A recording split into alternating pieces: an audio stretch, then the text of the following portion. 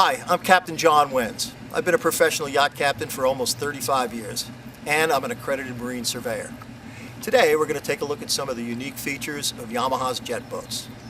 No matter what kind of a boat you have, there's always the possibility of getting debris into the propulsion system. One of the unique features of this boat is that there are clean-out ports right under this hatch back on the swim platform. Now there's no need to get in the water, you do this from right on board. All you need to do is open the hatch, and if you've neglected to turn the engines off, those two switches out on the starboard side will stop the engines as soon as the hatch is open. You reach into the port, push the button, lift out the plug, clean out whatever debris you can see in the pump, put the plug back in, close up, and you're on your way.